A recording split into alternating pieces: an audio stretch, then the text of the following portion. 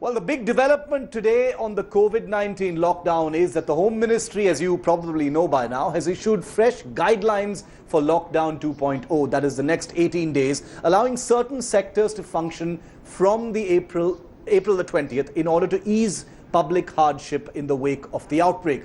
There is relief for industry, fisheries and agriculture sectors.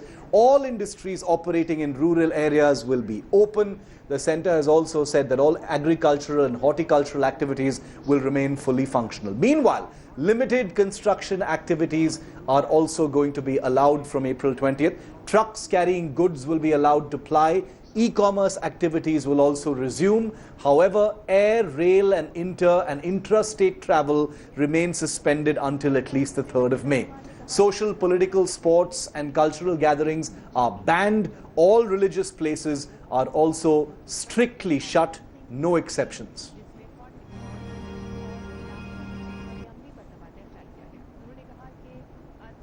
Well, let's first understand as to what is allowed in this new lockdown 2.0, the guidelines that have been issued today. Let's just break it down for you so you have a quick primer and how this actually affects you. Starting with consumer goods.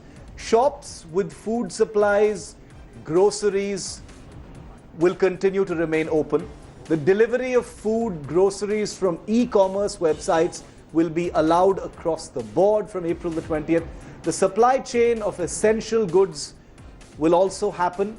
Courier services will be permitted in a big way after April the 20th as well. So logistics and how this affects you, the consumer, those are the things that are going to be allowed after April the 20th in non-hotspot areas. Please note, ladies and gentlemen, this is non-hotspot areas. I want to go across to India Today's Kamaljeet Sandhu for more. Kamal, 15 pages of fresh guidelines issued by the Home Ministry today.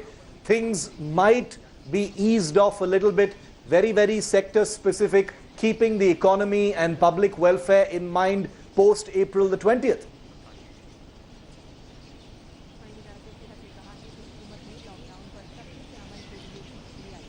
Yes, phase 2 of the lockdown has seen some ease, especially in farming sector. This is because, remember, agriculture is a key concern. 130 crore Indians have to be fed. The supplies lines have to be maintained. So clearly they've taken into account about the farming sector, irrigation, water resources, all this being channeled, especially in the north states. This includes Punjab, Haryana, Rajasthan, Uttar Pradesh. These are going to be the food bowls as far as India is concerned. Then there is obviously construction and industry which has been allowed in rural areas, construction even in areas where there have been already in the stage of under construction. So yes, easing of certain restrictions, but clearly as far as the work sphere are concerned, like the IT sector will have 50% of the people working. But the guideline says it has to have social distancing, shifts have to be divided, there have to be an early shift, they have to ensure that sanitization takes place. So a detailed guideline has been put in place. It's a 15-page thing. And what it says is that the centre and state have to ensure that the lockdown is successful. Remember, the easing is being done, especially in keeping in mind the economy. This is extremely vital for India. But the number of cases going up, Shiv, shows that we are around 11,500 and going up.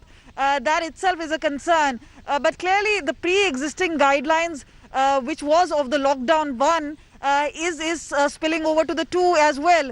But yes, as far as taxis are concerned, as far as any sort of domestic or international flights are concerned, all of them are completely restricted. The hotspots still are completely out of bounds.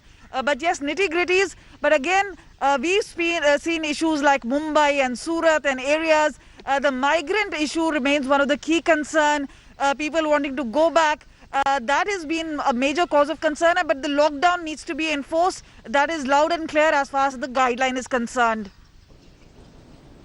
Kamal, thank you very much for that. And I also want to, very specifically also remind all of our viewers that in light of today's guidelines, the words easing of restrictions may make some people think that a lot of things are being eased and things may actually go back to normal. And that's why I thought it's important to remind you of what remains closed until at least the 3rd of May and possibly even beyond. So please bear with me as I remind you what remains shut. Domestic and international air travel shut until the 3rd of May. No exceptions. Passenger movement by buses, trains, shut until the 3rd of May, no exceptions. Metro rail services shut until the 3rd of May, no exceptions. Taxis and services of cab aggregators like Ola and Uber, not going to happen till May the 3rd. Interstate and district level travel without permission, not happening. Educational and training institutions will be shut. Hospitality services like hotels other than those permitted will be shut. Cinema halls, malls, gymnasiums, religious places,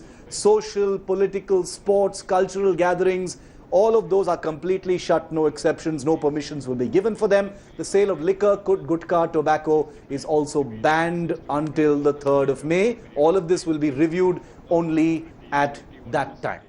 Hello everyone, this is Rahul Kamal here. Hope you enjoyed this video. For the latest news and analysis, like and subscribe the India Today YouTube channel and don't forget to press the bell icon to stay updated.